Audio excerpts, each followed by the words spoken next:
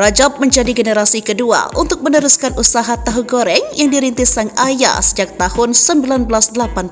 Mbah Solihin atau akrab disapa Mbah Tahu kala itu merintis usaha pembuatan tahu goreng. Di saat itulah Rajab juga ikut terlibat dalam setiap proses pembuatan tahu goreng. Hingga bungsu dari keluarga Mbah Tahu ini berinisiatif untuk meneruskan usaha yang telah dirintis orang tuanya setelah tiada. Pria kelahiran Sukajadi pada 12 Agustus 1972 ini terus berupaya untuk mempertahankan usaha yang telah dirintis sang ayah. Hingga kini Rajab terus memproduksi tahu goreng. Hasilnya setiap hari dijual ke seputaran Kecamatan Talang, pedagang tahu goreng keliling. Biasanya yang datang dan mengambil tahu di tempat produksi Rajab. Menurut pria tamatan SMP PGRI, pembuat tahu goreng yang ada di Jalan Pasir, Kelurahan Sukajadi, Kecamatan Talang, Kelapa Banyu Asin tersebut berusaha untuk bertahan di tengah tidak stabilnya harga kedelai. Terkadang bila harga kedelai naik drastis, mereka lebih memilih mengurangi produksi. Harga kedelai sangat mempengaruhi jumlah produksi tahu yang mereka buat. Produksi akan mengalami penurunan bila kedelai mahal. Selain harga bahan baku yang tidak stabil,